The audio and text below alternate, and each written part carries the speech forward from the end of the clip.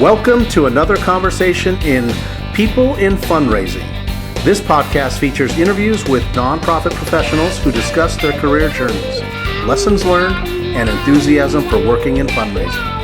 And here's your host, the founder of People in Fundraising, Tim Wilson.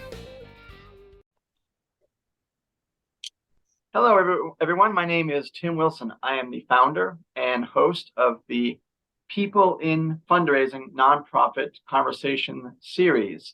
It's been active for about a year, and I've really enjoyed talking to guests from a broad swath of the nonprofit social impact sector. Today, I'm honored to welcome Lucas Horns to our program. Hi, Lucas. Hi, how are you? Doing well. Great to have you on the program today. Good to be here and good to see you again. Yes. And thanks for your volunteering in the past with us.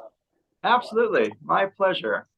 So Lucas is a founder of Project Rainbow Utah, which, as we get into the conversation today, Lucas can share a lot about this Utah-based nonprofit. It's an LGBTQ plus advocacy group. I got connected to Project Rainbow Utah just through social media about 2 or 3 years ago. And one of the great events that Project Rainbow puts on, and I'd love to have Lucas share more about the origin of it, is we stake rainbow pride flags in lawns throughout the state of Utah. And I've been impressed, just as a volunteer, how the coordination has gone for picking up flags. Where do you go? Where do people want a flag staked in their yard? So enough about me. Lucas, let's talk about how you originally got into the social impact sector. And then from there, I'd love to hear sort of your founding impetus, motivation to launch Project Rainbow Utah, please. Yeah, sure. So when I was a teenager, I was invited to the Human Rights Campaign's Utah Gala. And I was 19, so I couldn't afford a ticket, but I saw a volunteer tab on their website. So I thought, oh, well, I can volunteer. And I hadn't really been involved at all with any sort of queer advocacy or any sort of queer rights organizations. And so, excuse me, going into this dinner was kind of mind-blowing because I walked in and, saw hundreds of queer people and, got to learn about this organization that was, doing all this amazing work in Washington and around the country. Yeah. So I felt really inspired to get involved, and I started volunteering more for HRC, and eventually chaired the dinner myself, and kind of helped to lead their Utah steering committee here. And then through my advocacy with HRC, I became really connected to other queer rights organizations like the Pride Center and Encircle and Equality Utah and others, just because the community here is so tight knit and everyone, tends to try to work together. And so I just became, I think, kind of aware of the different opportunities for fundraising and kind of just the needs of the community too that were not being addressed. And in 2017, I remember going down a street that had like 3 or 4 rainbow flags on it.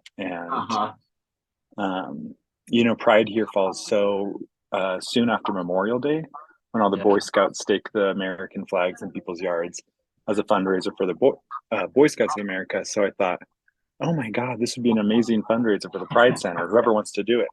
Yeah. So I went to a friend of mine who was on the board of the Pride Center. I said, I have this idea for a fundraiser. I think you guys should do it. And he was like, yeah, that is an amazing idea, but we don't really have the capacity. So if you want to run it, feel free. Oh, wow. So the following year in 2018, we did it. It was a collaboration with the LGBTQ Chamber of Commerce and the Utah Pride Center. And we staked about 500 flags around mostly Salt Lake County, but kind of up and down the Wasatch Front, Okay. which nearly killed us that year, which is hysterical now because, this past year we staked, almost 6,000 flags for Oh the my same goodness. campaign. And so in 5 years, it grew super fast, but we just didn't know what we were doing that first year. Yeah. But, it's been incredible to just see people really get on board with the idea. Mm-hmm.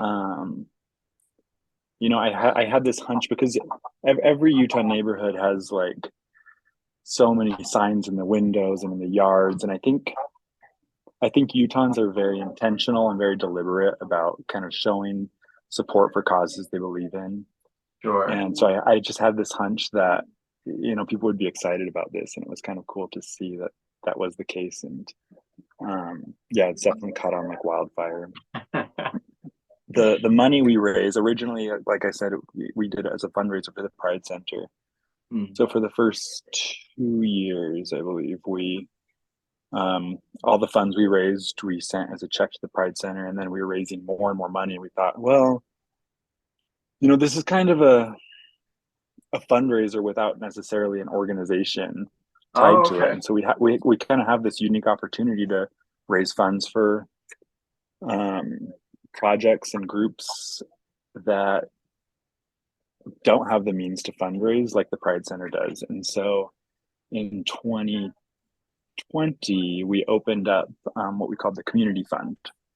And anyone in the state can apply for funds from us. And we've given out,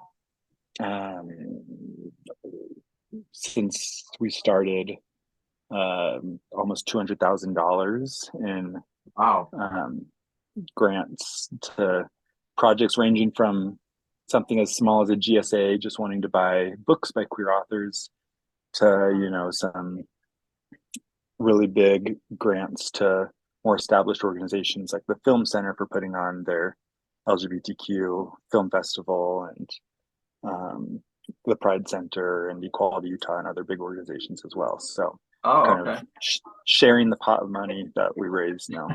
That's awesome. So great.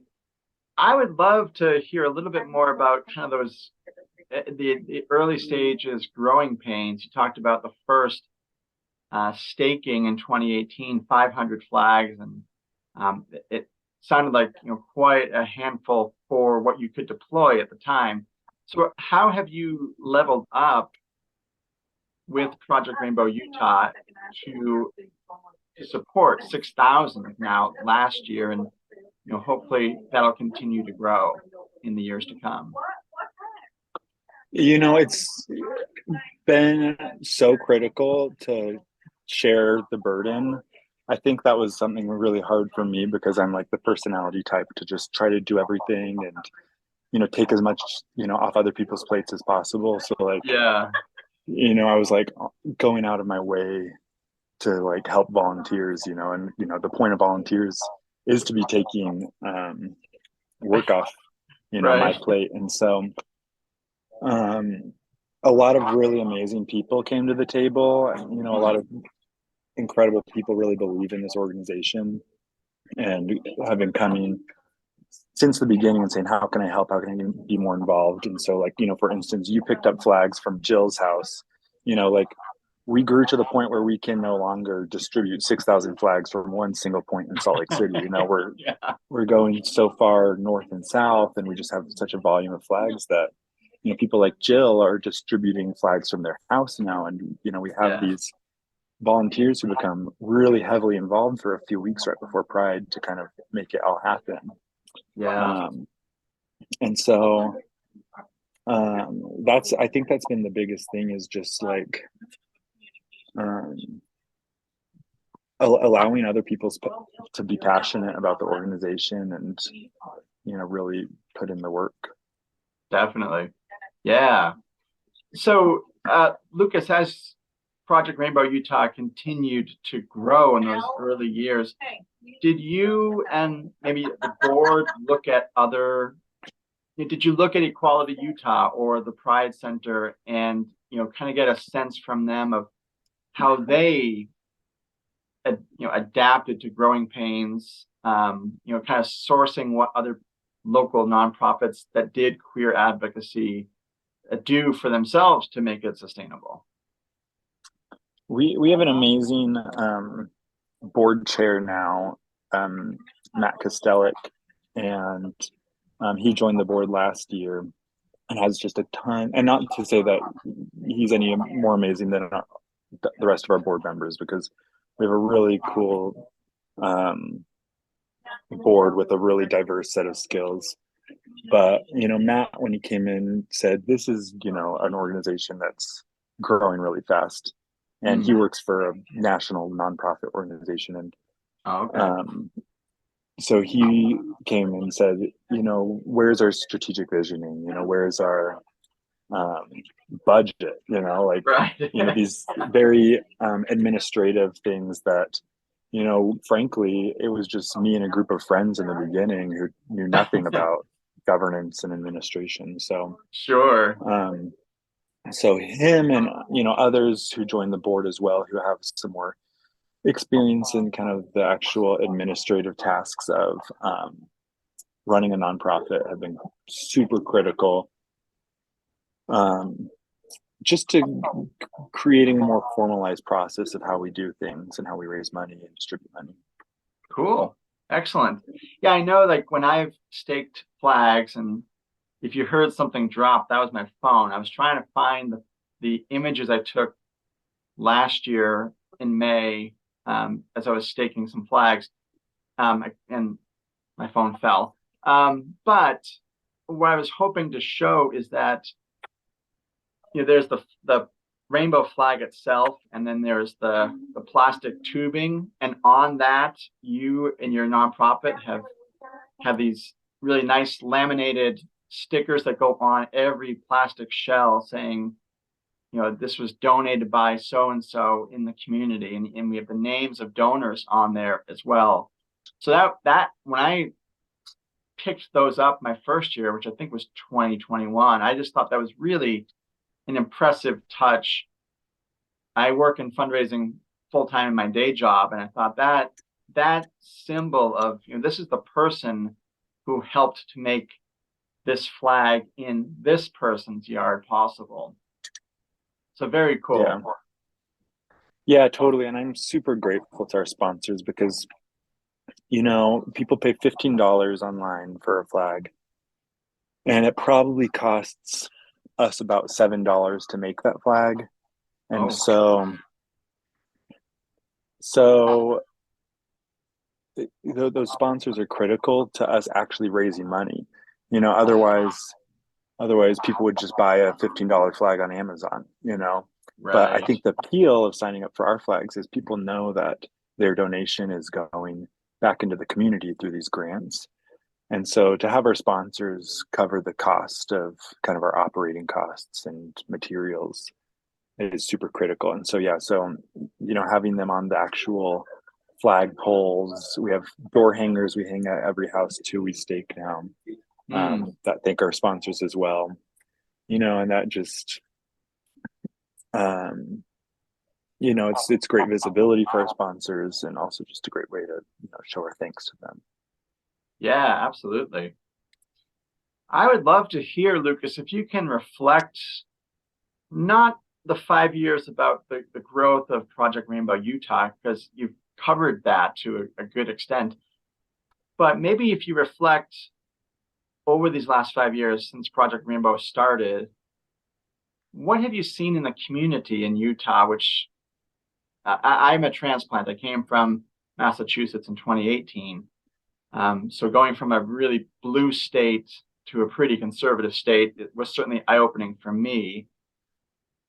In terms of being on the ground here in Utah, and you talked about a lot of people in Utah communities putting signs in their lawn and windows for the causes they advocate for. In a positive way, what attitudinal changes, buy-in have you seen from, maybe the Utah community at large, maybe too big of a swath, but are there things that have surprised you in a good way about the reception that Project Rainbow Utah and its various initiatives have been received over the years. Totally, yeah. You know, when I grew up in kind of suburban, almost rural Utah, and I didn't know any queer people and never saw a rainbow flag, and and you know, I didn't really even know there was a community here in Utah till I got older and kind of got more involved. And so when I started Project Rainbow, I thought, oh, you know, like we're going to show like, you know, how expansive this community really is throughout Salt Lake City. You know, I think what surprised me was how much it caught on in those like suburban and rural parts of the state. You know, on like the third or fourth year, someone 2 doors down from the house I grew up in signed up for a flag. And I thought, oh my God, what a world of difference it would have been if that, you know, flag had been there, you know, when I was a kid. Oh, sure. But, you know, we stake as far south as St. George and as far north as Logan. We stake out to Tooele and out to Vernal. Awesome. And we're staking in towns that have like populations of 400 or 500 people. Wow. You know, so I think what has surprised me, and I think I don't know if it's a shift or if it just has helped, you know, people come to the surface, but you know, this project has really shown that there's queer people and allies of queer people in every community. You know, it's not a matter of rural versus urban, you know. Right. The queer community is integrated everywhere. Yeah, absolutely. And I remember as a volunteer my first year, and so I lived north of Salt Lake City in a suburban area, and my assignment was kind of down south of Salt Lake City. And I mean, just knowing, you know, that there's a more liberal attitude, and which is great because that's what I was used to in Massachusetts in these metro areas. But even I was, you know, I didn't know quite what to expect, but I was surprised where people would come out of their house and say, oh, you know, thank you for putting this flag up. Or some people had like multiple flags in their yards, which was so cool. And, you know, some of them were pretty particular about where they wanted it. So, you know, I'd be out in the front lawn with them and, you know, here goes the flag. And, you know, tell me why you want a flag in your yard. And then they'd ask me, why are you volunteering? And it just was a nice, you know, very brief moment of connection. And that's something that I've enjoyed as a volunteer too. It's not, you know, running up to the house, staking the flag as a volunteer takes, you know, a minute or 2 minutes.